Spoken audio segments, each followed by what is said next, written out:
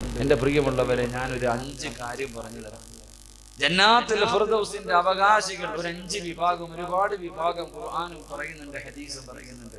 അതുകൊണ്ട് ഒരു 5 വിഭാഗത്തെ ഞാൻ പറഞ്ഞു തരാം. അള്ളാഹു ആ കൂട്ടത്തിൽ നമ്മളെയൊക്കെ പെടുത്തുമാറാകട്ടെ. അള്ളാഹു ആ കൂട്ടത്തിൽ പെടുത്തുമാറാകട്ടെ. ഇൻഷാ അല്ലാഹ് കൂടൂലേ? പോണ്ടേ? നമ്മുടെ പച്ചവരെ ഇപ്പൊ നമ്മുടെ കൊല്ലം ജില്ലക്കാര് പറയും, ജീവിച്ച ആണിനെ പോലെ ജീവിക്കണം. നമ്മൾ പറയാറുണ്ട്, അള്ളാന്റെ റസൂല് പറഞ്ഞു, ആരെങ്കിലും അള്ളാഹുവിനോട് സ്വർഗം താന്നല്ല ചോദിക്കേണ്ടത്. ആരെങ്കിലും അള്ളാഹുവിനോട് സ്വർഗം ചോദിച്ച ജന്നാത്തുൽ ഫിർദൗസ് എന്ന സ്വർഗം ചോദിക്കണേ എന്ന് നബിയുനാ റസൂലുള്ളാഹി. സ്വർഗം താ എന്നല്ല, നീ സ്വർഗം ചോദിച്ച ഏത് ചോദിക്കണം? ജന്നാത്തുൽ ഫിർദൗസ് ചോദിക്കണം. അതുപോലെ സ്വർഗം നമ്മൾ പറയാറുണ്ട്, ജീവിച്ച ആണിനെ പോലെ ജീവിക്കണം, തൻ്റെ ഇടത്തോടെ ജീവിക്കണം എന്നൊക്കെ പറയണ പോലെ സ്വർഗത്തിൽ പോയ ജന്നാത്തുൽ ഫിർദൗസിൽ പോകണം. അള്ളാഹു ഭാഗ്യം നൽകി നിഗ്രഹിക്കുമാറാകട്ടെ. അള്ളാഹുവിന്റെ പ്രവാചകൻ സല്ലല്ലാഹു അലൈഹി വസല്ലമ തങ്ങൾ അള്ളാഹുവിന്റെ പ്രവാചകനോട് സഹാബത്ത് ചോദിക്കുന്നു, യാ റസൂലല്ലാഹ്,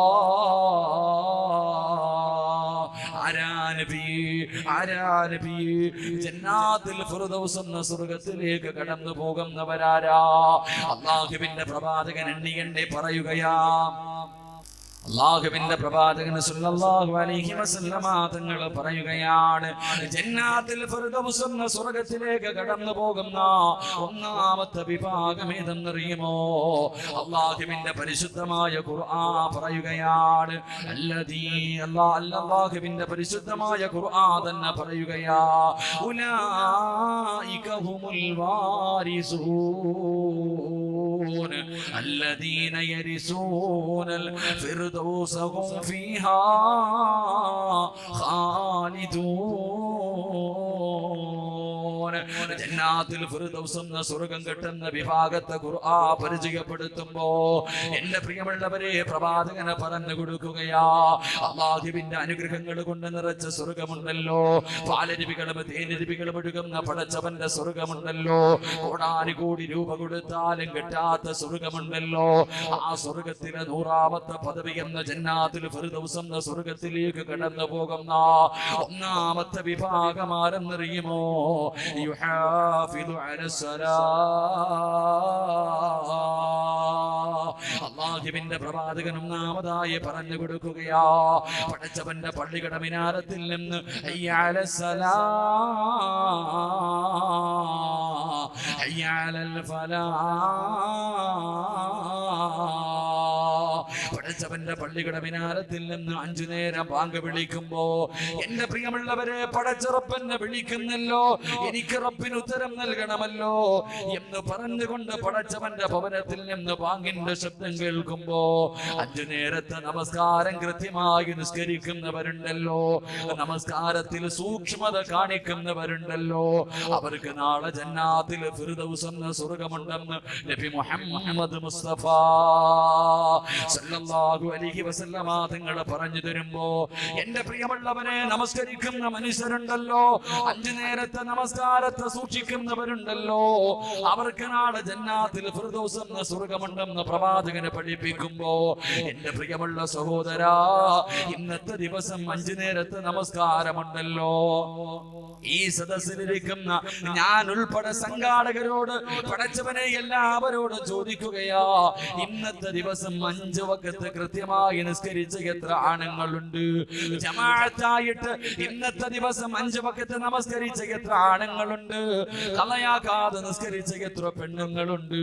എന്റെ പ്രിയമുള്ളവരെ, നമസ്കരിക്കാൻ നമുക്ക് വല്ലാത്ത മടിയാ,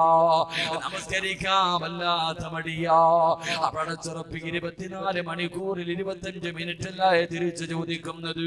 അല്ലാഹു നമ്മളോട് ചോദിക്കുന്നത്, ഒരു ദിവസത്തിൽ 24 മണിക്കൂറിൽ 25 മിനിറ്റ് പടച്ചുറപ്പ് നിന്നോട് ചോദിക്കുകയാ. അത് ഒരുമിച്ച് കൊടുക്കാൻ നിനക്ക് സമയമില്ല, നിനക്ക് തിരക്ക് കൂടുതലാ.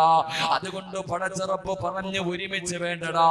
സുബഹിക്ക് 5 മിനിറ്റ്, ളുഹറിന് 5 മിനിറ്റ്, അസറിന് 5 മിനിറ്റ്, മഗ്രിബിന് 5 മിനിറ്റ്, ഇശായിക്ക് 5 മിനിറ്റ്, ഒരു ദിവസത്തിൽ 25 മിനിറ്റ് പടച്ചുറപ്പിന് വേണ്ടി ചോദിക്കുമ്പോൾ അതിന് പോലും കൊടുക്കാൻ മനസ്സില്ലാത്ത എന്റെ പ്രിയപ്പെട്ട സഹോദരങ്ങളോട്, സഹോദരിമാരോട്, പടച്ചവനെ പള്ളിക്കകത്ത് നമസ്കാരം നടക്കുമ്പോ പള്ളിയുടെ മുന്നിലൂടെ നടന്നു പോയാലും ഒന്ന് പള്ളിക്കകത്ത് കയറാ വല്ലാത്ത മടിയാ.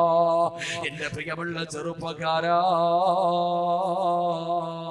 അല്ലാഹുവിന്റെ പ്രവാചകൻ സല്ലല്ലാഹു അലൈഹി വസല്ലമ തങ്ങൾ പറയുകയാ, പടച്ചവനെ ഇന്ന് എല്ലാ കച്ചവടക്കാരും അധിക ചെറുപ്പക്കാരും പടച്ചവനെ സാമ്പത്തിക ഞെരുക്കത്തിലാണല്ലോ. എന്ത് ചോദിച്ചാലും പ്രയാസമാണ്, ദുഃഖമാണ്, ദുരിതമാണ്.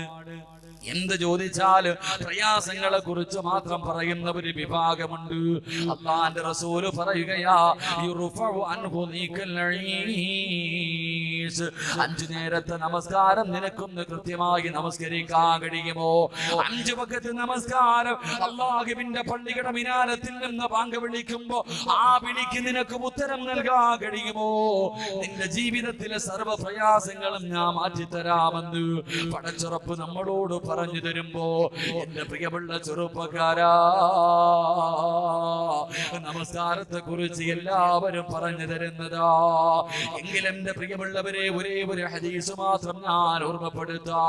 പടച്ചവന്റെ പള്ളിക്കകത്ത് നമസ്കാരം നടക്കുമ്പോ ആ പള്ളിയുടെ മുന്നിലൂടെ നടന്നു പോകുന്ന ചെറുപ്പക്കാര്, തൊട്ടടുത്ത കടയിൽ ഇരുന്നിട്ട് പണമുണ്ടാക്കുന്ന സഹോദരങ്ങള്, അല്ലാഹുവിന്റെ പ്രവാചകൻ പറയുകയാ, നിത്യമായിട്ട് നമസ്കാരം കഥയാക്കുന്നവരുണ്ടല്ലോ.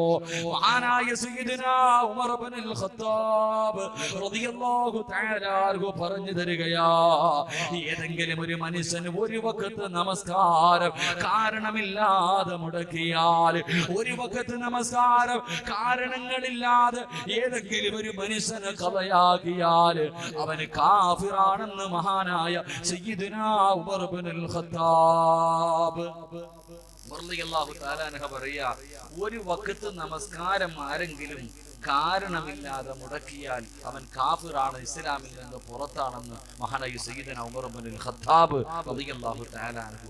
ആ കണക്ക് വെച്ച് നോക്കുമ്പോൾ നമ്മളിൽ എത്ര മുസ്ലിമീങ്ങൾ ഉണ്ടാകും? ആ കണക്ക് വെച്ച് നോക്കുമ്പോ നമ്മളിൽ എത്ര പേരാ മുസ്ലിമീങ്ങളായിട്ടുണ്ടാകുക? നമസ്കാരത്തിന്റെ വിഷയം അല്ലാഹു അതിന് ആരെന്തോ നിസ്സാരമായിട്ടാണ് കാണുന്നത്. അതിന് നൽകേണ്ട ഒരു പരിഗണന നമ്മൾ നൽകുന്നില്ല, നിസ്സാരമായി തള്ളിക്കളയുന്നത്. എന്റെ പ്രിയമുള്ള സഹോദരങ്ങളെ, ഒരൊറ്റ ഹദീസ് മാത്രം ഇന്നലെ വന്ന ഉസ്താദും പറഞ്ഞത് നമസ്കാരത്തെ കുറിച്ച്. അതുകൊണ്ട് ഞാൻ ഒരുപാട് വിശദീകരിക്കുന്നില്ല. ഒരേ ഒരു ഹദീസ് അല്ലാഹുവിന്റെ പ്രവാചകൻ സല്ലല്ലാഹു അലൈഹി വസല്ലമ തങ്ങൾ പറഞ്ഞു തരികയാ, നമസ്കരിക്കാത്ത ചെറുപ്പക്കാര്, നിത്യമായിട്ട് നമസ്കാരം കളയാക്കി കളയുന്ന ചെറുപ്പക്കാര്, അല്ലാഹുവിന്റെ പ്രവാചകൻ പറയുകയാണ്,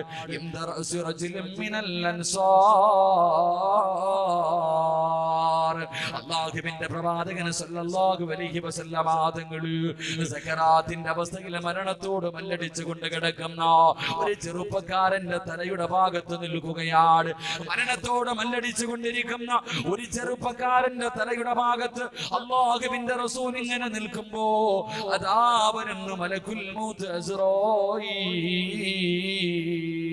അസ്റായീൽ അലൈഹിസ്സലാം ഇറങ്ങി വരികയാ. ആ ചെറുപ്പക്കാരന്റെ റൂഹ് പിടിക്കുന്നതിന് വേണ്ടി കടന്നു വരികയാണ്.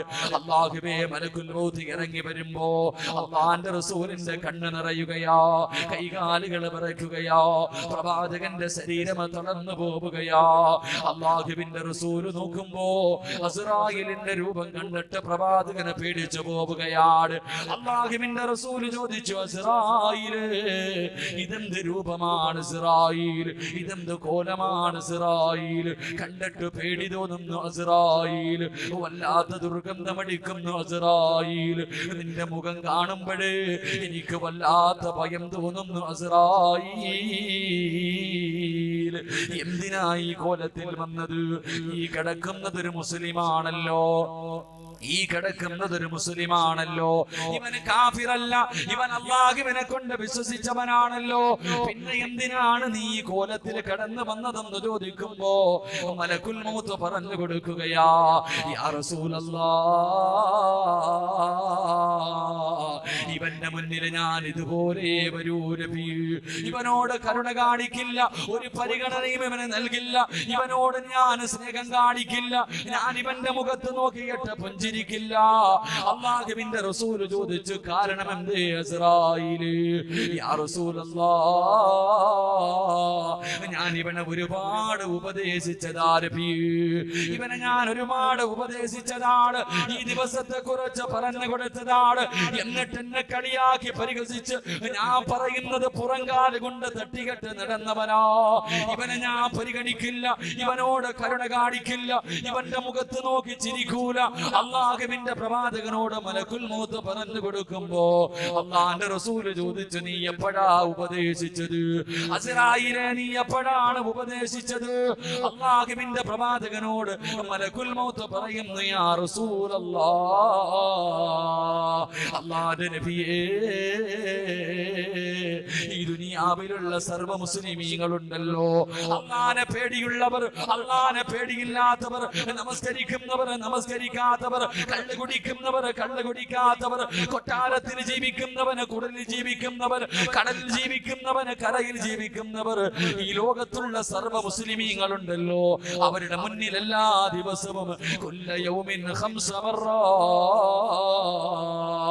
5 പ്രാവശ്യം ഞാൻ ഇറങ്ങി വരും നബിയേ.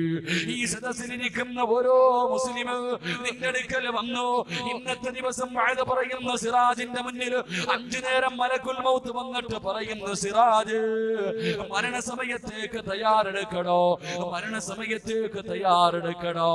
എപ്പോഴാ പറയുന്നതെന്നറിയുമോ? എപ്പോഴാ പറയുന്നതെന്നറിയുമോ?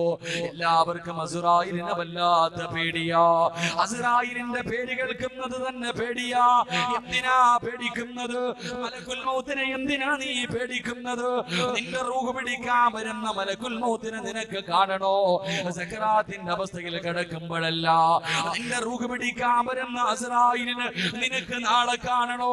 എന്റെ പ്രിയപ്പെട്ട ചെറുപ്പക്കാരാ, കടിയുമടാ പൊന്നുപോര്, നിന്റെ റൂഹ് പിടിക്കാൻ വരുന്ന മലക്കുൽ മൗത്തിനെ കാണാൻ നിന്നെ കൊണ്ട് കഴിയുമെന്ന് പ്രവാചകൻ പഠിപ്പിക്കുമ്പോ അല്ലാഹുവിന്റെ റസൂൽ പറയുന്നു, ചെറുപ്പക്കാരാ, ഇന്ന് വഅദ കഴിഞ്ഞ വെള്ളിയാഴ്ച രാവിലെ, ഇന്ന് രാത്രി മരിച്ച സ്വർഗം കെട്ടുന്ന ദിക്ർ പറഞ്ഞ് പടച്ചറപ്പിന്റെ മുന്നിൽ ചെയ്തു പോയത് മുഴുവനും ഏറ്റു പറഞ്ഞ് തൗബ ചെയ്ത് നന്നായി ഉമ്മ പ്രസവിച്ച മക്കളെ പോലെ ഇവിടെ നിന്നിറങ്ങി വീട്ടിലേക്ക് പോയി ഭക്ഷണം കഴിച്ചു. നീ ഇന്ന് രാത്രി നിന്റെ കുടുംബത്തോടൊപ്പം കിടന്നുറങ്ങുകയാ. നാളെ രാവിലെ പള്ളിയുടെ മിനാരത്തിൽ നിന്ന് അസ്സലാത്തു ഖൈറും മിനൻ നൗം, ആ ബാങ്ക് വിളിക്കുന്ന ശബ്ദം കേൾക്കുമ്പോ എഴുന്നേക്കാൻ അല്ലാഹു നിനക്ക് ആയുസ് നൽകിയ, എഴുന്നേക്കാൻ അല്ലാഹു നിനക്ക് ആയുസ് നൽകിയാൽ അല്ലാഹുവിന്റെ റസൂൽ പറയുകയാ, മോനെ എഴുന്നേക്കണമടാ, എന്നിട്ട് നല്ല വസ്ത്രങ്ങൾ ധരിക്കണം, എന്നിട്ട് പള്ളിയിലേക്ക് കടന്നു വരണം. പള്ളിയുടെ വെളിയിൽ നിന്ന് പൊതുവെടുത്തിട്ട് പള്ളിക്കകത്തേക്ക് വലത് കാല് വെച്ചിട്ട് കേറുമ്പോ ഓരോ ചെറുപ്പക്കാരനും ഓരോ വാപ്പയും നാളെ മുതൽ നമസ്കരിക്കുന്നതിന് വേണ്ടി പള്ളിക്കകത്തേക്ക് വലത് കാല് വെച്ച് കേറുമ്പോ പള്ളിയുടെ വലത് ഭാഗത്തേക്കൊന്ന് തിരിയട്. നീ പള്ളിക്കകത്തേക്ക് കേറുമ്പോ പടച്ചവരെ, നിന്റെ വലത് ഭാഗത്ത് പുഞ്ചിരിക്കുന്ന മുഖത്തോട് നല്ല വസ്ത്രം ധരിച്ച് മലക്കുൽ മൗത്ത് പള്ളിയുടെ കവാടത്തിൽ നിന്നെ കാത്തു നിൽക്കുകയോ, നിന്നെ കെട്ടിപ്പിടിച്ച് മുസാഫഹത്ത് ചെയ്യുകയാ. എന്നിട്ട് പറയുന്നു, ചെറുപ്പക്കാരാ, ഇത് നിലനിർത്തണേ മോനെ, ഇത് നിലനിർത്തണേ മോര്. എങ്കിലും മരിക്കാൻ കിടക്കുന്ന സമയത്ത് എന്നെ ഇതുപോലെ നിനക്ക് കാണാ. ഓരോ ദിവസവും പടച്ചവനെ അസ്റായീൽ പള്ളിയുടെ കവാടത്തിൽ വെച്ച് നമസ്കരിക്കാൻ പോകുന്നവനോട് പറയുമ്പോ, നിസ്കരിക്കാൻ പോകുന്നവളോട് പറയുമ്പോ, അല്ലാഹുവേ, കടകിലിരിക്കുന്നവർ, റോഡിലിരിക്കുന്നവർ, പള്ളിയുടെ മുന്നിലൂടെ നടക്കുന്നവർ, ടിവിയുടെ മുന്നിലിരിക്കുന്നവർ, പെങ്ങളെ നിന്റെ വീടിന്റെ വഴിയിൽ വന്നിട്ട് മലക്കുൽ മൗത്ത് പറയുകയാ, അല്ലാഹുവിനെ മറന്നുകൊണ്ട് ധിക്കാരിയെ പോലെ ഇരുന്നു. പടച്ചവന്റെ വിളിക്കുത്തരം നൽകാതെ അഹങ്കാരികളെ പോലെ മതിമറന്നുകൊണ്ടിരുന്നു. ഒരു ദിവസം ഞാൻ പരിമടി അന്നെന്നെ കണ്ട് പേടിച്ചുകൊണ്ട് കിടന്ന് കിടപ്പിൽ കിടന്ന് മലമൂത്ര വിസർജനം നടത്തി വെള്ളം കിട്ടാതെ മൃഗങ്ങളെ ചാകുന്നത് പോലെ നിനക്ക് വായിലൂടെ പദവലിപ്പിച്ചിട്ട് ചാകേണ്ട ഒരു ഗതി വരുമെന്ന് ഇന്നത്തെ ദിവസം 5 നേരം ഓർമ്മപ്പെടുത്തുകയാ. അല്ലാഹുവിന്റെ പ്രവാചകനോട് മലക്കുൽ മൗത്ത് പറയുന്നു, യാ റസൂലല്ലാഹ്, ഇതുപോലെ പറഞ്ഞു കൊടുത്തതാണ് ഇതുപോലെ ഇവനോട് പറഞ്ഞതാണ്. ഇവൻ അനുസരിച്ചില്ല, ഇവനതിന് നിസാരമായി തള്ളിയവനാണ്. അതുകൊണ്ട് ഇവന്റെ അടുക്കൽ നിൽക്കല്ല്, ഇവിടുന്ന് പോ നബിയേ, ഇവിടുന്ന് ഇറങ്ങിപ്പോ നബിയേ, ഈ വൃത്തികെട്ടവന്റെ ചാരത്ത് നിൽക്കല്ല് നബിയേ. അല്ലാഹുവിന്റെ റസൂല് കരഞ്ഞുകൊണ്ടിറങ്ങുകയാണ്. അള്ളാന്റെ റസൂല് കരഞ്ഞുകൊണ്ട് വെളിയിലേക്ക് ഇറങ്ങുകയാ. പ്രവാചകന് വീടിന്റെ വെളിയിലേക്ക് ഇറങ്ങുമ്പോ തിരിഞ്ഞു നിന്നുകൊണ്ട് ചോദിച്ചു, അസ്റായീൽ, ആരുടെയെങ്കിലും റൂഹ് പിടിക്കാ പോകുമ്പോ നീ നല്ല രൂപത്തിൽ ഇറങ്ങി പോകുമോ അസ്റായീൽ? നീ നല്ല വസ്ത്രം ധരിക്കുമോ അസ്റായീൽ? വിഷമത്തോട് ആരുടെയെങ്കിലും റൂഹ് പിടിക്കുമോ അസ്റായീൽ? അല്ലാഹുവിന്റെ പ്രവാചകം ചോദിക്കുമ്പോ അവിടെന്ന് പറയും, നബിയേ, എനിക്കൊരു കൂട്ടുകാരനുണ്ട് നബിയേ, എനിക്കൊരു കൂട്ടുകാരനുണ്ട് നബിയേ. അവന്റെ റൂഹ് പിടിക്കാ പോകുന്നത് എങ്ങനെയെന്നറിയുമോ? ഇന്നല്ലദീന തതവഫാഹുമുൽ മലായികതി തയ്യിബീന യഖൂലൂന സലാമുൻ അലൈക്കും. അല്ലാഹുവിന്റെ പരിശുദ്ധമായ ഖുർആൻ പറയുകയാ, അസ്റായീലിന്റെ കൂട്ടുകാരുണ്ടല്ലോ, 5 നേരം പള്ളിയിൽ നമസ്കരിക്കുന്നവരുണ്ടല്ലോ, 5 നേരത്തെ നമസ്കാരം കൃത്യമായി ചെയ്യുന്നവരുണ്ടല്ലോ, അവരുടെ റൂഹ് പിടിക്കുന്നതിന് വേണ്ടി മലക്കുൽ മൗത്ത് ഇറങ്ങി വരുന്നത് എങ്ങനെയെന്നറിയുമോ? പുഞ്ചിരിക്കുന്ന മുഖത്തോട്, അല്ലാഹുവേ, വെള്ള വസ്ത്രങ്ങൾ ധരിച്ചിട്ട് സുഗന്ധമടിക്കുന്ന ശരീരത്തോട് വീടിന്റെ കവാടത്തിൽ വന്ന് നിന്നിട്ട് അവിടെന്ന് പറയുന്നു, അസ്സലാമു അലൈക യാ വലിയല്ലാഹ്. അവിടെന്ന് സലാം പറയുകയാ. പടച്ചവനെ വീടിനകത്തേക്ക് കയറിയിട്ട് കാലിന്റെ തള്ളവരിൽ നിന്ന് റൂഹ് പിടിക്കാൻ തുടങ്ങി. വേദന സഹിക്കുന്നില്ല, വേദന സഹിക്കുന്നില്ല. അല്ലാഹുവേ, പടച്ചവന്റെ പള്ളിയിൽ പാങ്ക് വിളിക്കുമ്പോ നടക്കാൻ കഴിയല്ലാതിട്ട് വേച്ച് വേച്ച് നടന്ന പള്ളിയിൽ പോയി നിസ്കരിച്ച വാപ്പാ, നീ നിസ്കരിച്ചത് വെറുതെയാണെന്ന് നിനക്ക് തോന്നുന്നുണ്ടോ? നീ പള്ളിയിൽ പോയത് വെറുതെയാണെന്ന് നിനക്ക് തോന്നുന്നുണ്ടോ? അല്ലാഹു നിനക്ക് തരുന്ന പ്രതിഫലം എന്തെന്നറിയുമോ? അല്ലാഹു നിനക്ക് തരുന്ന പ്രതിഫലം എന്തെന്നറിയുമോ? അല്ലാഹുവിന്റെ റസൂലിനോട് പറയുകയാ, ഒരു മനുഷ്യൻ മരിക്കാൻ കിടക്കുമ്പോ, സക്കറാത്തിന്റെ അവസ്ഥയിൽ കിടക്കുന്ന മനുഷ്യന്റെ ചാരത്തേക്ക് ആ മനുഷ്യൻ ജീവിതത്തിൽ ഏറ്റവും ഇഷ്ടപ്പെട്ട അവന്റെ വാപ്പയുടെ രൂപത്തില്, മരിച്ചുപോയ ഉമ്മയുടെ രൂപത്തില്, ശപിക്കപ്പെട്ടവന് കയ്യിൽ വെള്ളം പിടിച്ചുകൊണ്ട് ഇടത് ഭാഗത്തേക്ക് കടന്നു വന്നിട്ട് ചുണ്ടിലേക്ക് വെള്ളം ഇങ്ങനെ ചേർത്ത് വെക്കുകയാ. എന്നിട്ട് പറയുന്നു, മോനെ, ലാ ഇലാഹ ഇല്ലല്ലാഹ് പറയല്ലേ പൊന്നുമോനെ. വാപ്പയാ പറയുന്നത്, നിന്റെ ഉമ്മയാ പറയുന്നത്, അനുസരിക്കല്ലേ. പറഞ്ഞാ നീ രക്ഷപ്പെടില്ലടോ. മാതാപിതാക്കളുടെ രൂപത്തിൽ ആ മനുഷ്യന്റെ ഈമാൻ തട്ടിപ്പറിക്കാൻ ശപിക്കപ്പെട്ടവന് കയ്യിൽ വെള്ളവും പിടിച്ചുകൊണ്ട് കിടന്നു വരുമ്പോ അല്ലാഹുവിന്റെ റസൂലിനോട് ഇസ്രായേൽ പറയുകയാ, അവന്റെ റൂഹ് പിടിച്ച് നെഞ്ചിന്റെ ഭാഗത്തേക്ക് എത്തുമ്പോ, യാ റസൂലല്ലാഹ്,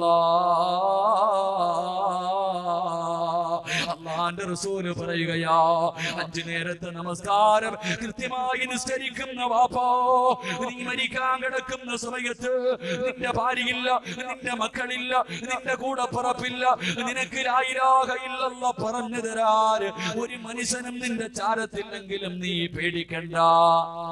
നിനക്ക് പറഞ്ഞു തരാറ് ഒരാളും നിന്റെ അടുക്കലില്ലെങ്കിൽ നീ ഭയപ്പെടണ്ട. അല്ലാഹുവിന്റെ റസൂലിനോട് മലക്കുൽ മൗത്ത് പറയുന്നു, യാ റസൂലല്ലാഹ്, ഞാൻ പറഞ്ഞു കൊടുക്കും നബിയേ. 5 നേരം പള്ളിയിൽ വന്ന് നിസ്കരിക്കുന്ന മനുഷ്യർ, കൃത്യമായി നിസ്കരിക്കുന്നവൾ, അവൾ സക്കറാത്തിന്റെ അവസ്ഥയിൽ തൊണ്ടക്കുടിയിൽ നിന്ന് റൂഹ് വലിച്ചു ഊരുന്നതിന് മുമ്പ് അസ്റായീൽ പറഞ്ഞു തരും, പറമോനെ, ലാ ഇലാഹ ഇല്ലല്ലാഹ്, ലാ ഇലാഹ ഇല്ലല്ലാഹ് പറയടോ. ഇത് പറഞ്ഞാ നിനക്ക് സ്വർഗമാണ്, ഇത് പറഞ്ഞാ നിനക്ക് സ്വർഗമാണ്. ഞാൻ ആരെന്നറിയുമോ? ദുനിയാവിലെയും ആഖിറത്തിലെയും നിന്റെ കൂട്ടുകാരനാ. അതുകൊണ്ട് പറമോനെ, ലാ ഇലാഹ ഇല്ലല്ലാഹ് എന്ന് മലക്കുൽ മൗത്ത് ഷഹാദത്ത് കലിമ പറഞ്ഞു തരുമെന്ന് നബി മുഹമ്മദ് മുസ്തഫ സല്ലല്ലാഹു അലൈഹി വസല്ലം